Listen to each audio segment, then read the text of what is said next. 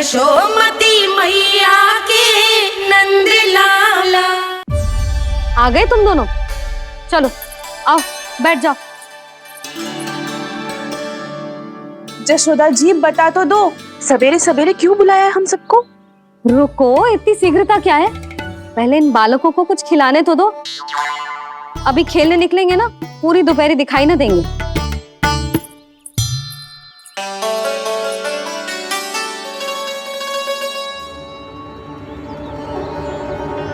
मैया देखो ना, कैसे अपने आभूषणों का दिखावा कर रही है जो सुलोचना।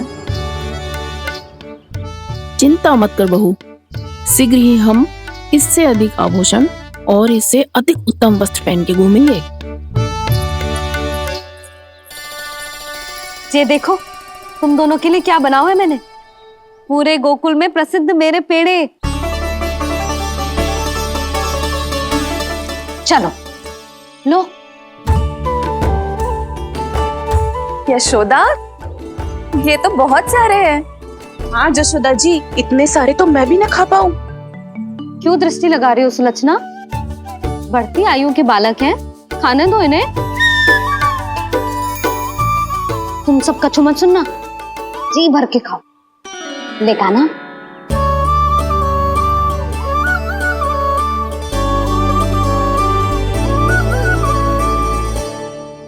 हे नारायण, मैंने अपने कान्हा को जो सिखाओ है, बस वे उसे स्मरण रखें और उसका पालन करें। ले और ले। ले ले।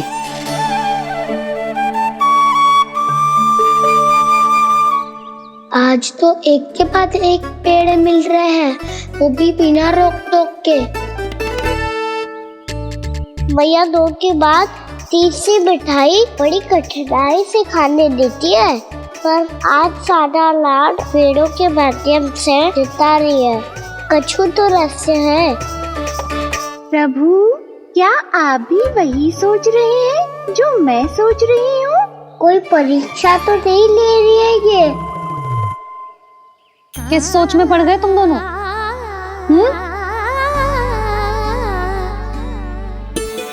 खाओ ना। जब तक पेट और मन दोनों ना भर जाए तब तक खाओ। बस यशोदा, इतना पर्याप्त है। अरे ना जिज्जी, घर के शुद्ध मावा और गुड़ के बने, कितना भी खा ले कोई हानि ना होगी। लो और लो।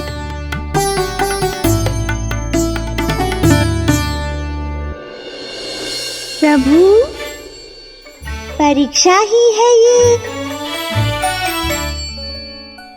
ये तो खाए जा रहा है। कहीं मेरी दी हुई सीख फूल तो ना खाओ, सारा खेल बिगड़ जाएगा। सदैव स्मरण रखियो लल्ला, लोग बहुत भयानक होते हैं, बहुत भयंकर।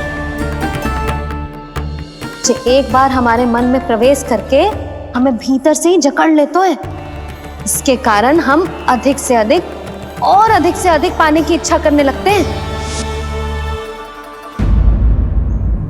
क्या हुआ कान्हा, रुक क्यों गए?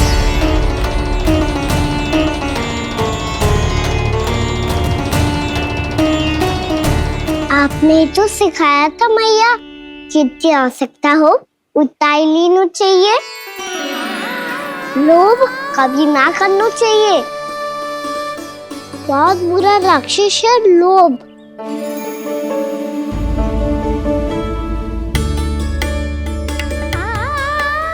बुरा और खाने में कोई बुराई ना है कान्हा, ले ले। ना मैया, लो मैं अधिक खाऊंगा तो फिर पेट पकड़ के बैठना पड़ेगा।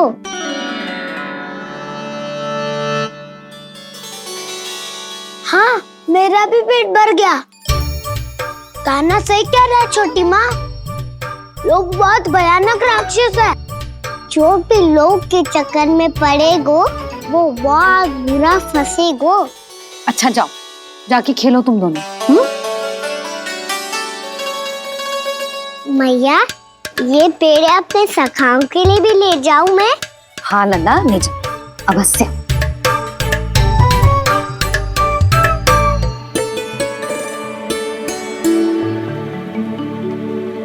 देखो, जो बात इन नन्हे से बालकों को भी समझ में आ रही है, वो तुम सबकी समझ क्यों ना आ रही?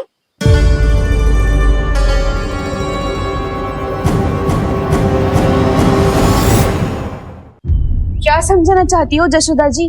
तनिक खुल के बोलो। जब बसंता खाने के बाद भी हलवा खाने का हट करतो है तो उसे मना क्यों करती है? इसीलिए ना, ताकि स्वाद के लोभ में उसका स्वास्थ्य ना बिगड़ जाए। और उज्जवल, जब भरी दोपहरी में बाहर खेलने का हट करतो है तो तू उसे मना क्यों करती है? इसीलिए ना कि खेल के लोभ में उसे लू ना लग जाए। हाँ, और पुराण पढ़ना तो अच्छी बात है ना। तो श्रीदामा जब रात में दीप के प्रकाश में पुराण की कथाएं पढ़ना चाहतो है तो क्यों मना करती है, उसे बता। ताकि कथाओं के लोभ में उसकी दृष्टि खराब ना हो जाए जीजी। तो इसका अर्थ तो यही है ना कि लोभ चाहे पेड़ों का हो, चाहे पुराण की कथाओं का हो, या फिर अधिक धन अर्जित करने का हो, लोभ सदैव हानिकारक ही होता है। जे बात तुम ही सब ना समझोगी तो अपने बालकों को कैसे समझाओगी? बोलो। हम सबकी मैया यहाँ क्यों आई है? डांट पड़ी क्या? चौरी विद्या प्रसारण टोली के बारे में सबको पता चल गो क्या? चिंता के चने चबाना छोड़ो और ये पेड़े खाओ। भीतर और भी गंभीर समस्या पे चर्चा चल रही है। कैसी समस्या? लोग की भयानक राक्षस की समस्या। व्यापारी जी, नंद जी ने कल सभा बुलाई थी और आज रानी यशोदा जी ने सारी स्त्रियों को अपने घर पे बुलाया है। तो आपको नहीं लगता कि हमें कुछ करना चाहिए? करना तो चाहिए गुप्तचर। सबसे पहले हमें हाट जाकर गोकुल वासियों की प्रतीक्षा करनी चाहिए। सूर्यास्त से पहले वो सारे मूर्ख वहां आने वाले हैं, मेरे सामने नारायण के नाम का प्रण लेने। उन्हें चाहे कोई भी कितना भी समझा ले बुझा ले, उससे कोई अंतर नहीं पड़ेगा गुप्तचर। हमारा वास्तविक धन क्या है? दूध, घी, दही, माखन, यही ना? हाँ, तो श्री नारायण की कृपा से तो हमारे पास इसकी कोई कमी ही ना है। तो हम सब तो पहले से ही धनवान हुए ना। तो फिर जे गोधन अपने परिवार और संतान में बांटने के बाद जो भी बचतो है वो तो हाट पे बिखी जातो है ना। तो फिर मथुरा के किसी अपरिचित व्यापारी के साथ माथा फोड़ने की क्या आवश्यकता है? जशोदा जी, हम आपकी और नंदराज की चिंता समझते, पर इसकी कोई आवश्यकता ना है। कुछ उल्टा सीधा नहीं करेंगे हम। विश्वास रखो जशोदा, हम जो कुछ करेंगे समझदारी से करेंगे। लोभ में आके कोई निर्णय नहीं लेंगे हम लोग, है ना? हाँ। अच्छा, अब चलती हूँ। बुलावे की सूचना पाके सब कार्य ऐसे ही छोड़कर आ गई थी।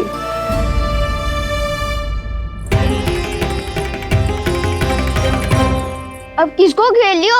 लोभ के भयानक राक्षस ने। ये तो तभी पता चलेगा जब वो सब बाहर आएंगी।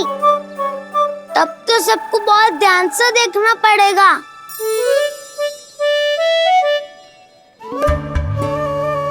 देखना तो पड़ेगा दाऊ, तभी तो पता चलेगा माखन चुराने किसके यहाँ जाना है। नाना,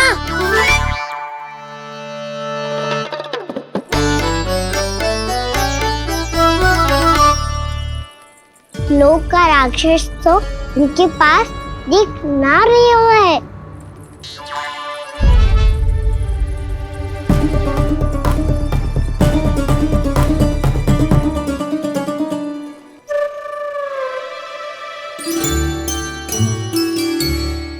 नारायण का बहुत बहुत धन्यवाद।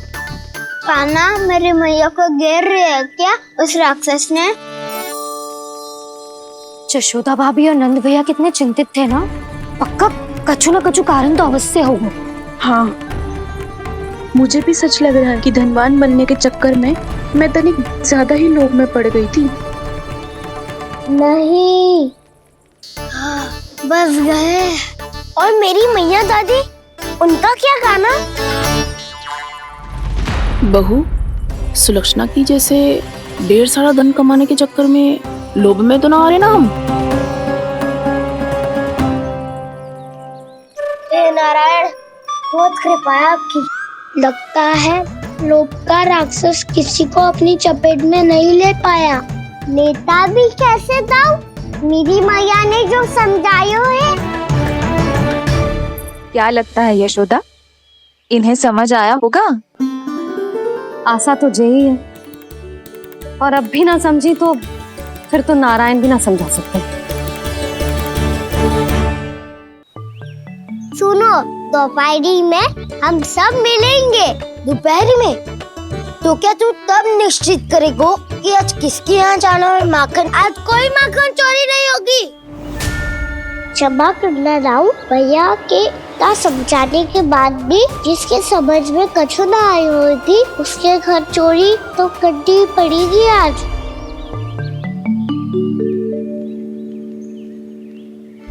व्यापारी जी, सारी स्त्रियां एक साथ यहीं आ रही हैं। मेरे चक्रव्यूह में फंसने की इतनी शीघ्रता कि संध्या तक भी नहीं रुक पाई।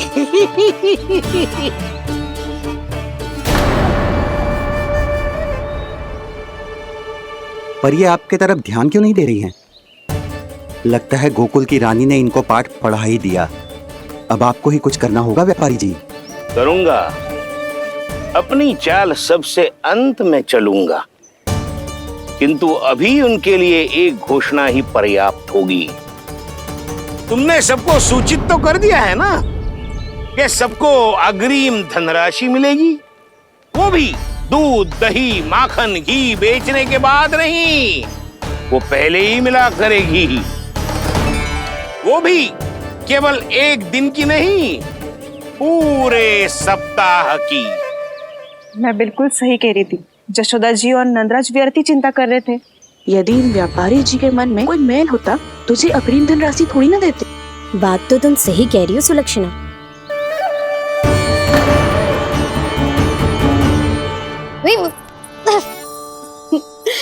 कितनी शरारत करते हो तू? काजल लगाने दे मुझे। भैया पहले मुकुट लगाओ ना।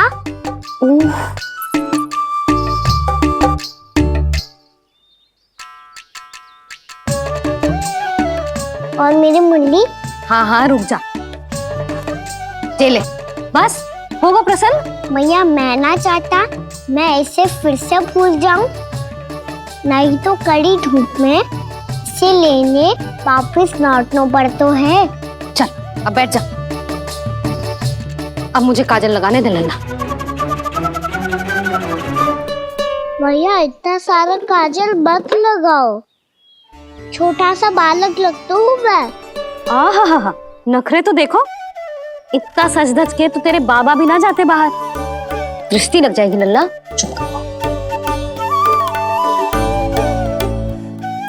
उनको तो आ सकता ही ना है भैया, वो तो गोकुल के राजा है। वैसे भी मुझे भी कम मत समझो, मैं भी राजा हूँ अपनी टोली का। कौन सी टोली? अपनी। ये क्या कर रहे हैं प्रभु? बता, कौन सी टोली? बालकों की टोली मैया, मारी खीर वाली टोली का।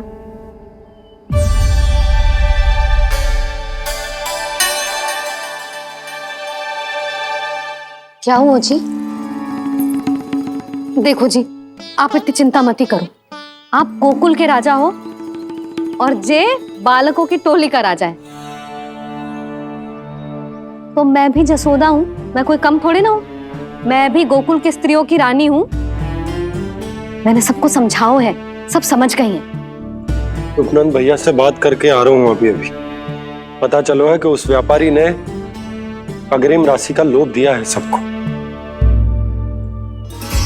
मुझे ना लगता तुम्हारे समझाने का कोई लाभ हो।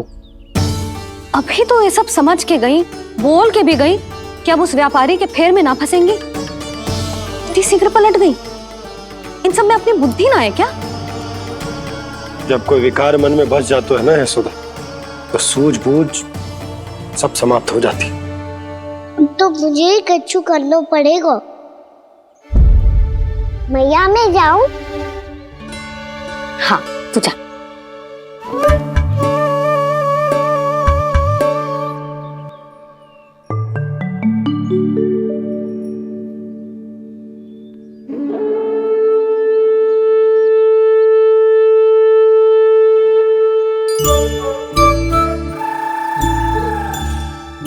बहुत बड़ी समस्या हो गई है सखाओ।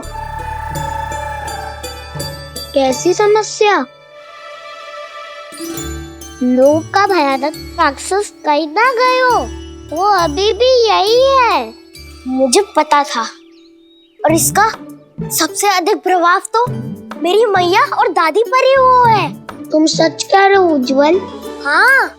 अरे कछु ना बलदाऊ, जे बड़ बोला तो ऐसे ही बात करते रहेगा बड़ा चढ़ा के। बड़ा चढ़ा के नहीं बोल रहा हूँ मैं। आज से घर पे दूध दही माखन घी सिर्फ एक बार ही मिलेगा। पर क्यों? ताकि अधिक से अधिक दूध दही माखन घी बचाकर उस व्यापारी को 2 गुना मूल्य पे बेचा जाए। इतने से तो काम ना चलेगा। उस सुलक्षणा से, और मैं तो कहूँ सुलक्षणा से ही क्यों, पूरे गोकुल में सबसे अधिक धनवान बनना है तो और माखन जमा करना पड़ेगा। हाँ हाँ मैया, लाओ मैं इसे ऊपर रख देती हूँ। चोरी चुपके से खा तो ना जाएगी ना? तेरी घबराहट बता रही है कि घर से निकलने से पहले तूने थोड़ा माखन तो खाया है। सच्ची बोल। ना ना मैया, मैं क्यों माखन खाऊंगी? मैं भी तेरी मैया हूँ लाली, माप के रखो तो मैंने।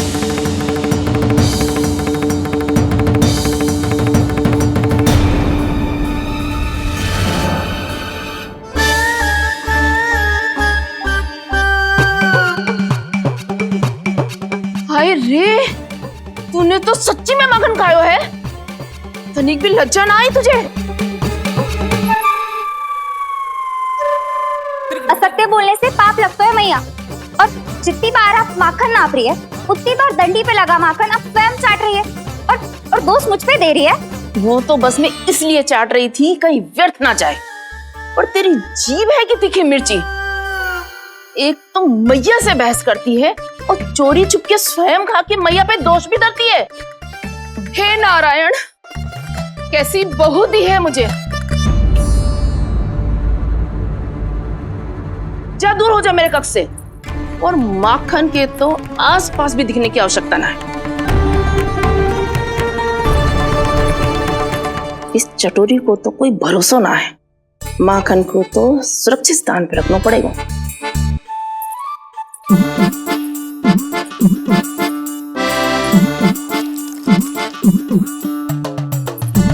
यदि बहू ने अब मटकी उतारने को प्रयास किया तो अचानक पानी गिर जाएगा और घबरा के वो चिल्लाएगी और मुझे पता पड़ जाएगा। मैया,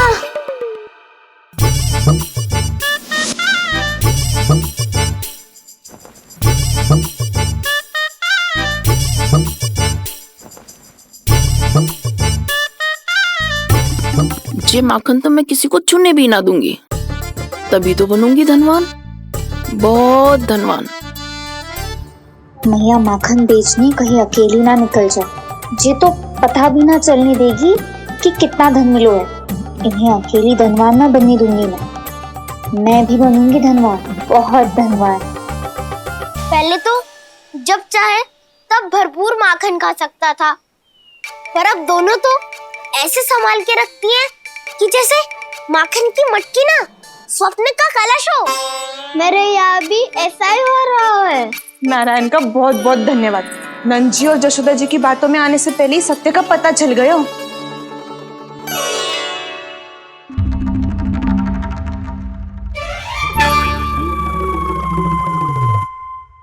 ये इतना सारा माखन? दृष्टि मत लगा, पेट पे पट्टी बांध के रात रात भर भूखा रह के बड़ी कठिनाई से माखन इकट्ठा किया है जे। तो क्या आपने निर्णय ले लियो है कि आप उस व्यापारी को वचन दे दोगी? अरे जब द्वार पे साक्षात लक्ष्मी जी हो तो द्वार बंद ना करते बावी। तू अभी छोटी है, मैं तो कहती हूँ तू भी अपने भविष्य के बारे में अभी से सोचना आरंभ कर दे। कटौती तो मेरे घर पे भी आरंभ हो गई है काना। वो मैया ने कहा है ये दूध चाहिए या दही चाहिए या माखन चाहिए, जो भी चाहिए एक ही बार मिलेगा।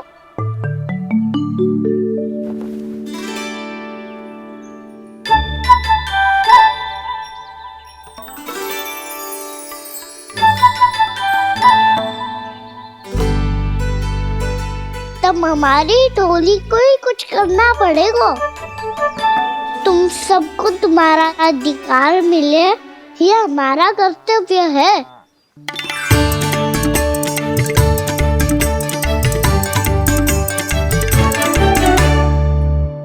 अब हम कछु ना कर सकते यशोदा।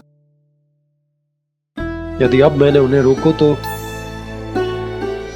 उन्हें लगेगा कि मैं उनसे उनकी उन्नति का अधिकार छीन लूं। दूध दही माखन पे सबसे पहला अधिकार बछड़ों का होता है, फिर घर के बालकों का, और ये अधिकार हमें दिलाना चाहिए, है ना दाऊ? मैं सब समझता हूँ कान्हा, तुम मुझसे इसलिए पूछ रहे हो ताकि तुम माखन चोरी की योजना बना सको, पर मैं तुम्हारा समर्थन नहीं करूँगा।